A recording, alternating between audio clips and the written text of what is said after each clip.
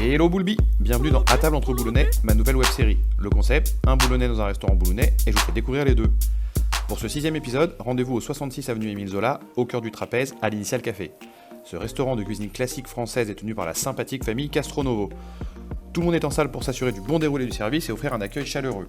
La salle est agréable et très spacieuse, avec des objets de déco qui rappellent que de nombreux sportifs ou journalistes fréquentent le lieu.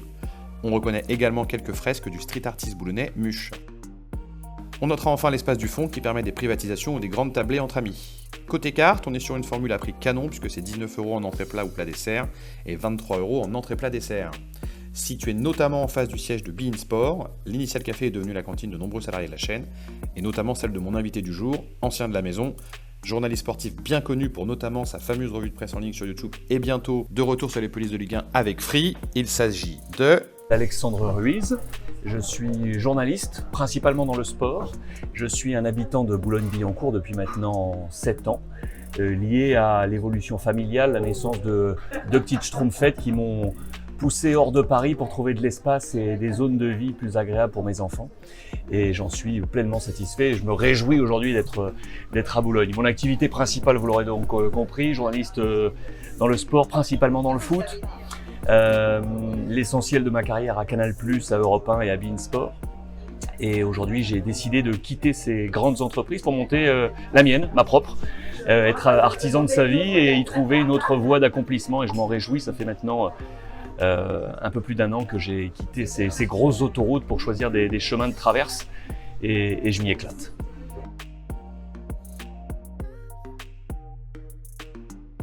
Je suis venu à Paris pour le travail à la fin des années 90 et puis j'ai bien aimé Paris, la vie seule parisienne est fantastique, la vie en couple à Paris est fantastique et puis quand les enfants arrivent, la limonade change un petit peu pour différentes raisons, l'espace permissif, les trottoirs et tout ça. Mon épouse m'a dit écoute viens on va faire un petit tour à Boulogne et je connaissais pas ou peu Boulogne, c'est vrai, je reconnais, à part venir au Parc des Princes parce que c'était l'une de mes activités professionnelles et puis elle m'amène à Boulogne et puis là je me suis dit mince, on dirait une bulle, j'avais l'impression d'être dans une bulle et j'ai été happé par Boulogne tout de suite. Pour preuve, c'est que j'ai vendu mes véhicules, je n'ai plus de voiture. Je vis à pied comme dans un village avec mes petits repères de bandits, mes petites adresses. Mes enfants vont à 200 mètres à l'école. Il y a une vie qui est un luxe. C'est un luxe, il faut en jouir parce que c'est un luxe qui est simple. Et c'est vraiment une chance de pouvoir effectivement profiter de ça, de ces espaces et de voir ces enfants pouvoir en profiter tous les jours, ce qui n'était pas le cas à Paris. C'est pas une question de dénigrer Paris, il y a plein de choses très bonnes à faire à Paris. Mais là, en l'occurrence, dans ma vie personnelle, avec mes enfants, j'ai trouvé que c'était le bon tempo et c'était le cadre idéal. Je commence avec les traditionnels œufs maillots, une de mes entrées favorites, membre de l'association de sauvegarde de l'œuf maillot oblige. Ils sont ici servis avec des petits croûtons qui apportent un croustillant intéressant. La mayonnaise est bonne, les œufs sont un petit peu trop cuits pour moi. Je rappelle que le temps recommandé est de 8 minutes 40 précises pour une cuisson pommade, mais le tout reste réussi.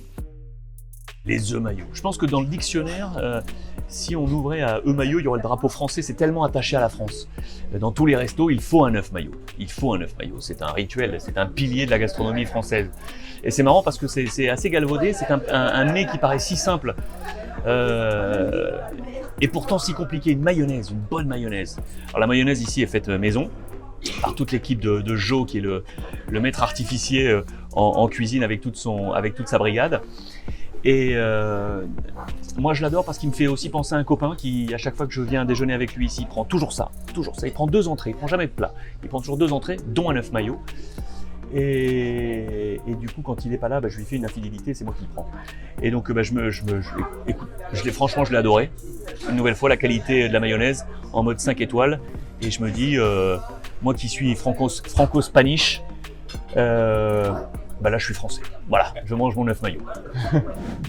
Je continue dans le classique de la cuisine bistrot avec le pavé de bœuf de l'Aubrac, fourni par la très sérieuse maison La Table de Solange, accompagné de ses pommes sautées. On est ici sur une viande de qualité, très bonne, bien goûteuse, un régal. Les pommes sautées sont bien grillées comme j'aime, c'est un sans faute. Pour le choix de mon plat, c'était le filet de loup. Je m'arrête à ça, je dis juste ça. Filet de loup. Parce qu'en fait c'est une supercherie. En fait, c'est le plat que vous prenez pour vous donner bonne conscience. La veille, on a pris une bonne grosse viande. On se dit, bon, je vais me prendre un petit poisson. Et comme ça, je fais bonne figure. Sauf que le filet de loup est accompagné d'un riz au beurre blanc. Un riz au beurre blanc. Ok, vous avez tout compris. Le beurre blanc, vous pouvez prendre une paille et l'aspirer directement tellement il est bon. Là, en plus, vous mangez une demi-baguette pour saucer tout le beurre blanc. Donc, ça veut dire que quand vous avez fini le poisson, le riz au beurre blanc est presque un plat en tant que tel. Donc, j'adore ce plat. J'adore ce plat parce que pour moi, voilà, c'est la supercherie. Ça me fait doucement rigoler.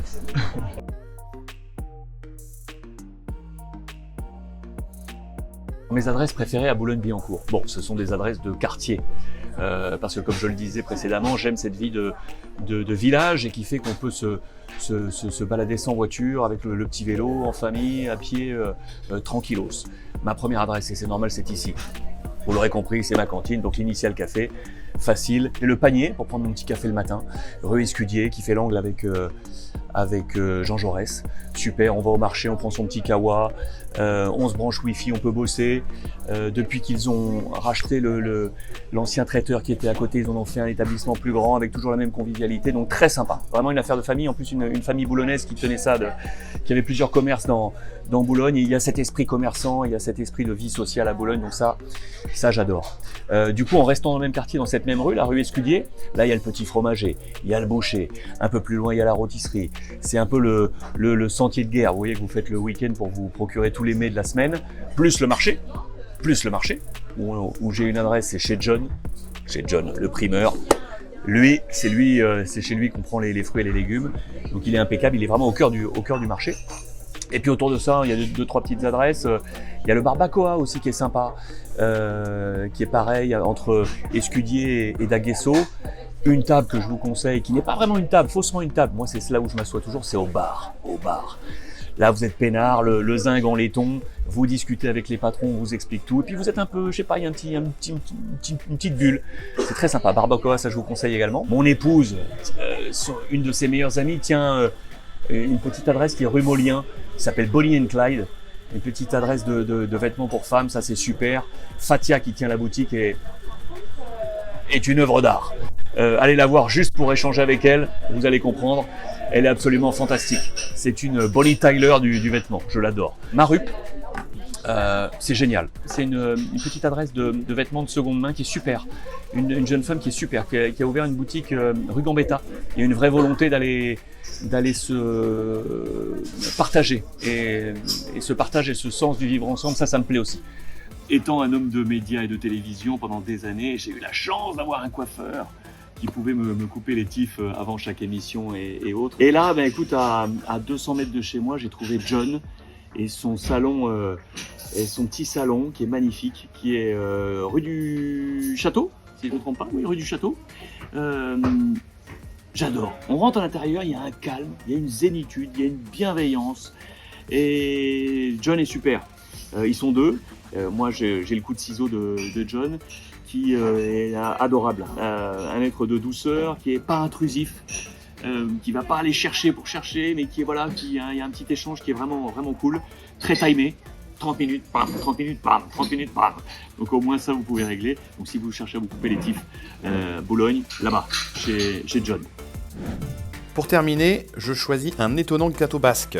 Servi tiède, bien fondant, c'était parfait. Plus besoin désormais d'aller à Guétari pour se régaler d'un excellent gâteau basque. Alors, qu'est-ce que je pense de l'Initial Café ? C'est un peu difficile pour moi de répondre parce que je suis tellement pris par le rapport humain qu'il y a ici. C'est la famille Castronovo qui tient cet établissement depuis quelques années, puisque moi je travaillais juste en face et j'ai vu ce lieu sortir de terre. Il avait déjà d'abord été pris par une première maison qui malheureusement n'a pu faire de cette affaire une affaire pérenne. Et puis la famille Castronovo est arrivée et a pris ce lieu et en a fait un vrai lieu de convivialité. Je pèse le mot parce que moi je suis très attaché à ça, au rapport humain, avec à la fois le team en cuisine, l'équipe barman, les runners et puis surtout cette famille qui tient la baraque, avec Bruno qui en est le patron, avec son épouse Dina et leurs 3 filles, Taline, la fille aînée, Gaïané, et Loulou, Lucine, la 3e.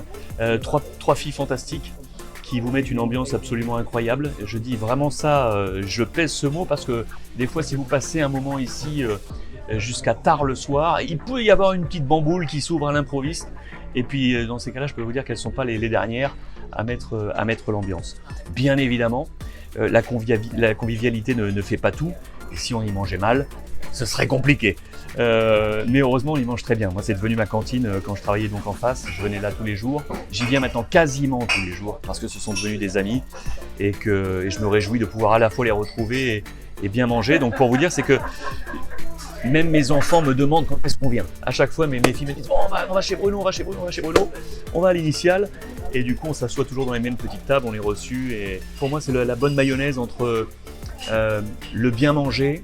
Et qui dit bien manger, dit passer un bon moment, de vivre ensemble. Et je pense qu'ici, on a ça. On termine avec l'addition. 84 € pour 2 menus entrée plat dessert hors formule, 2 cafés, les boissons et un verre de vin. Des produits bien choisis, de la cuisine maison, un service agréable et efficace, l'Initial Café est une bonne adresse pour des repas simples et de qualité. Le seul bémol, ne pas avoir croisé Laure Boulot qui est elle aussi une habituée des lieux.